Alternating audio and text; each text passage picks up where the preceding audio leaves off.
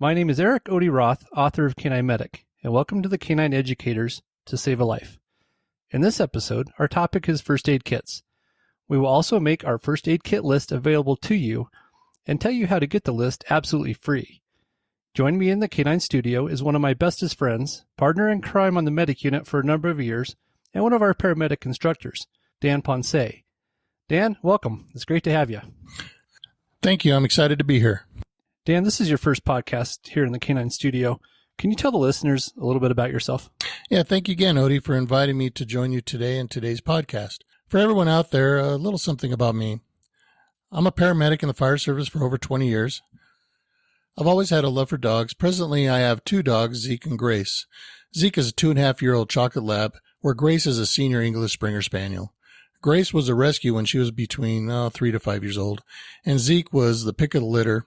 And he is my outdoor hunting companion, where Grace is more of our indoor pet.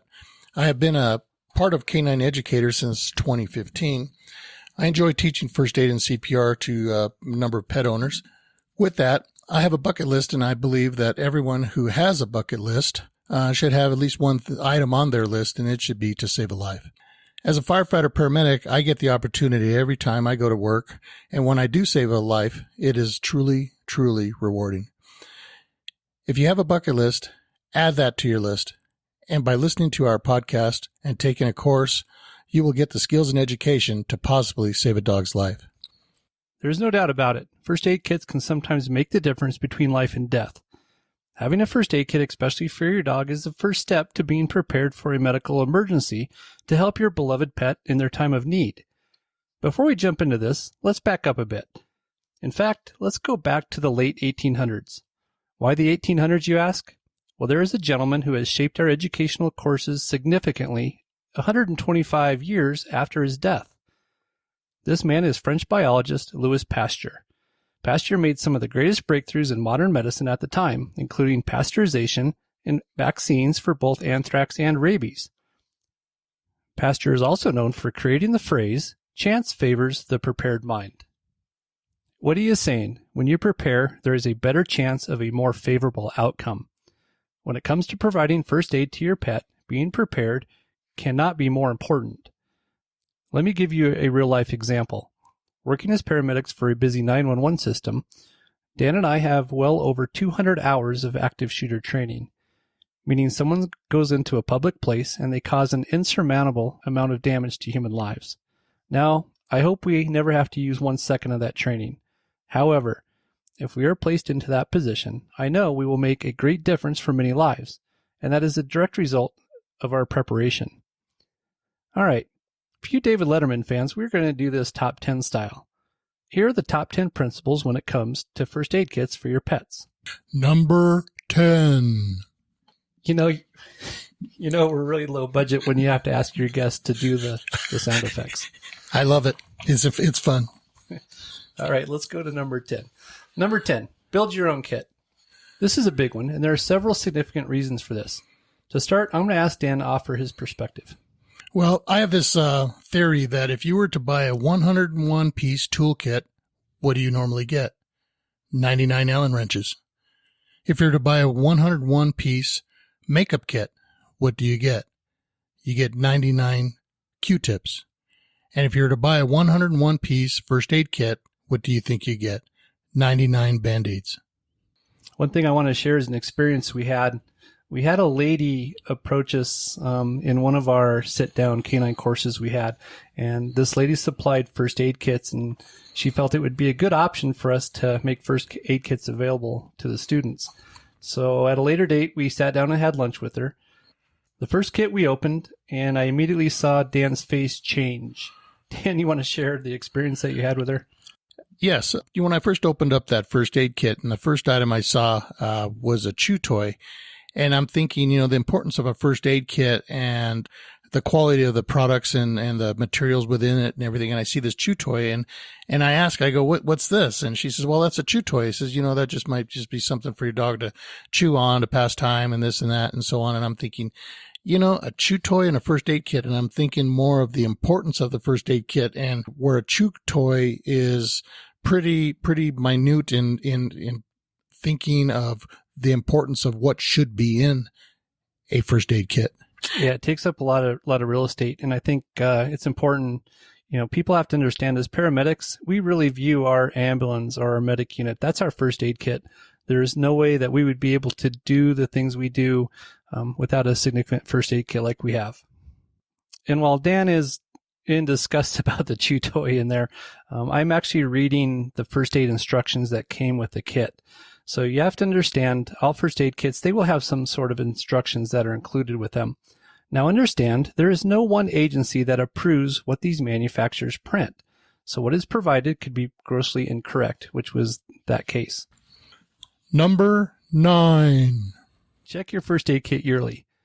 Now this is my pet fish theory.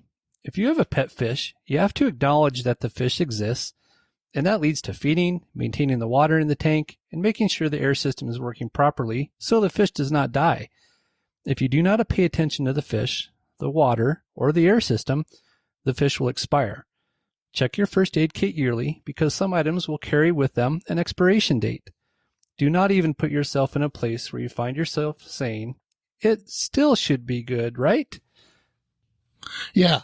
Can you imagine the look on someone's face if I said that while drawing up the medication? I couldn't even imagine. You will also want to replace any used items immediately.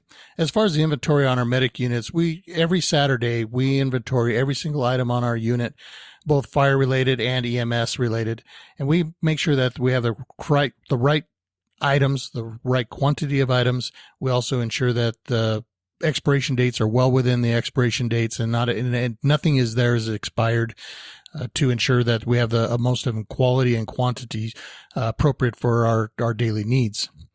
There is even a dedicated date each year for your first aid kits. That is a good date for you as a individual to have inventory, is to inventory your equipment that date. And that date is the 14th of September, and it happens to be World First Aid Day. That is a good day to remind yourself to inventory everything within your first aid kit to make sure that you have the right quantities, nothing has deteriorated over that time, and that everything is within the expiration date of expiring. Now, if the 14th of September is not an easy date for you to remember to do the inventory, you can pick any other day of the year. You can pick your birthday. You can pick the 1st of January. You can also pick the date of when you change your clocks forward or backward. Those are also awesome dates to remember to check the inventory of your first aid kits. Number 8. I'm not sure if I can get used to that sound effect or not, but let's go with it. Okay, number 8. Response when there's no responder.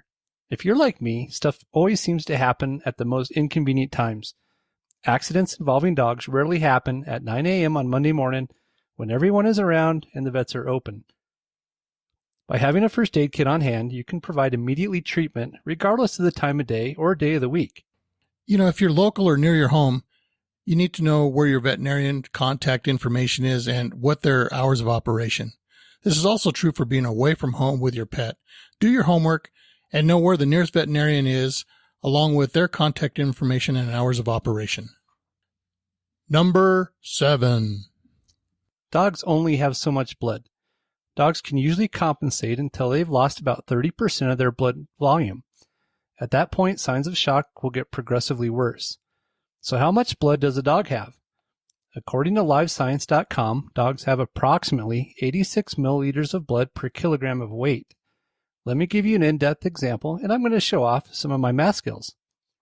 First, we have to convert pounds to kilograms. There are 2.2 pounds for every kilogram. So for this example, we will use an 80-pound dog. An 80-pound dog, or 35 kilograms, will have 0.8 gallons of blood. That is equivalent to 3 liters. Now understand, each liter is just under 34 ounces. After our math calculation, our 80-pound dog has 102 ounces of blood. Now understand, that is only 8.5 12-ounce soda cans. 30% equates to only 2.5 of the 12-ounce soda cans. Controlling bleeding is of utmost importance, and now you can understand why. It is extremely difficult to estimate the blood loss depending on several items. It's like, what's the surface that they're bleeding on? Is it all in one spot? Was the dog walking or running? All these factors make it impossible to get an accurate amount of blood loss. It is imperative that you have items in your first aid kit to stop the bleeding. You can imagine 2.5 cans is not very much when it comes to an 80-pound dog. Number 6. High quality items. When purchasing items for your first aid kit, be sure you select good quality items. For example, having a roll of 4-inch Kerlix is essential for a pet first aid kit. Now you can purchase a single roll, or you can purchase 12 rolls of another brand for the same price. Often the less expensive means lesser quality. The last thing you want to have is items that will not do the job that they are intended for, and that will just lead to more stress. You don't want any of your hometown medics using the lowest quality equipment on your family. Don't use low quality items on your dog either. Number 5. Small injuries can become big. The longer you wait for treatment, the more severe your dog's injury can become. Immediate treatment can reduce this risk. The ASPCA publishes that 1 in 4 dogs would have a dramatically better outcome if only one first aid technique was applied. Often that technique is not done simply because the pet owner does not own a first aid kit. Another thing to think about is it is imperative that you do not delay transport to a veterinarian for a severely injured dog. Number 4. Storage of the first aid kit. Kits can be stored in a number of ways. Some people will lean to a hard type case, and for others, a soft pack is more desirable. Use a case that best fits your needs. Regardless of the storage, it is important that it is always secured out of the way of children and other pets. Number 3. Safety. No matter how sweet your dog's disposition under normal circumstances, all animals have the instinct to bite when frightened, injured, or threatened. Always protect yourself by muzzling before providing any first aid. Your kit should always have the means to secure and muzzle your dog, and it should always be easily accessible. Number 2. Reduce stress. Having a first aid kit will immediately give you the access to tools to help facilitate your problem, which in turn will immediately reduce your stress. As paramedics, much of our confidence comes from knowing we have equipment and first aid supplies to save a life. Number 1. This by far is the most important. You have to be trained on how to use the items in your first aid kit. Training will give you the confidence to handle any emergency involving your dog and will reduce the amount of stress when faced with an emergency. We often say, never let fear be larger than your purpose. Your purpose is to help your dog when they need you most. They offer unconditional love, and I feel that it is our responsibility to give them everything in your heart to help them. If you have not taken a course in pet first aid, we would love for you to join our Canine Educators family, as we are currently offering 2 online courses. The Dog Owner course is a self-paced course that students can learn all aspects of canine emergency care, with lectures, demonstrations, viewing of hands-on skills practice from our veterinarian, Dr. Lisa Booth, and our paramedic instructors. The course covers over 35 first aid items with special attention to choking, bloat, dog behavior, CPR, and poisons. Our pet sitter course is specific to pet sitters, and this course also includes cats. In addition to the Dog Owner course, included is preparation for pet sitting, how to care for pets on the job, how to identify trouble when walking dogs, how to muzzle and scruff a cat, administer eye drops, how to pill a cat, insulin shots, and urinary tract obstructions. Yeah. Ever try to pill a cat? And I think just learning how to pill a cat would be worth the cost of the course. Exactly. Certification will be issued upon 80% pass rate, and we do require video submissions to ensure competency of the skills that are being taught. Courses have a 60-day completion period, and the certification is valid for 3 years. Now, we also will give special discounts for large groups. So as we wrap up, I wanted to announce some exciting news. Last week, we incorporated something special into all of our online courses. Once a student enrolls in our course, they will have access to our closed Facebook group. Here they can ask questions with our instructors, gain knowledge, and share opinions. Students will also have exclusive access to our monthly case studies presented by our veterinarian, Dr. Lisa Booth. On behalf of all of us at Canine Educators, we'd like to thank you for listening. If you would like a free copy of our first aid kit list, go to www.k9educators.com and a pop-up will appear. Until next time, never let fear be larger than your purpose.